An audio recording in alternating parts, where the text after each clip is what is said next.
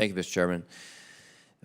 Mr. Secretary, I came to know prostate cancer as a child through my grandfather, and so at a very personal level, I hope for your speedy recovery, and I know that's a sentiment shared by everyone here today. And we are heartened to hear you are expected to be fully cured.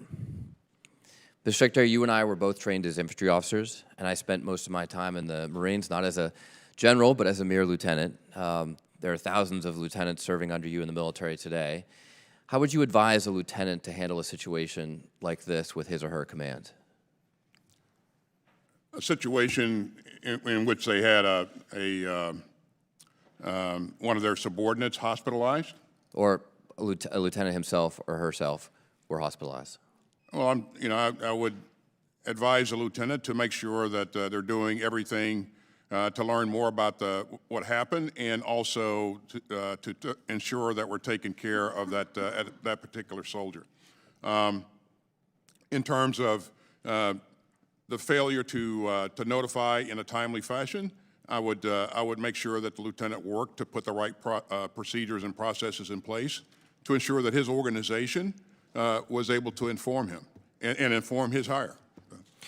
Mr. Secretary, I just returned from Japan and Taiwan, and I can't tell you how many leaders in Taipei and Tokyo asked us if we would fund Ukraine.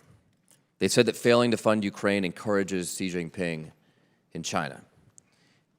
Can you explain for the American people why standing up to Vladimir Putin and Russia alongside our European allies and funding Ukraine in their fight for democracy affects America's national security well beyond the borders of Ukraine itself?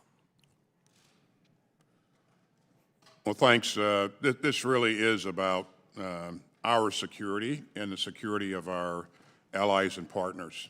And this really is about a rules-based international order.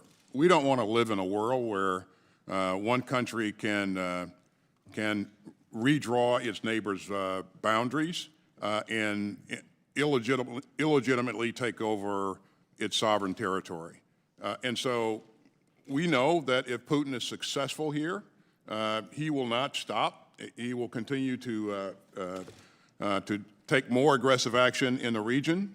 And other leaders around the world, other autocrats around the world will look at this, and they'll be encouraged by the fact that, this happened, and we failed to support a democracy. And so I think it's a very dangerous path to go down if we don't support Ukraine. Thank you, Mr. Chairman. I yield back. Chair now recognizes the gentleman from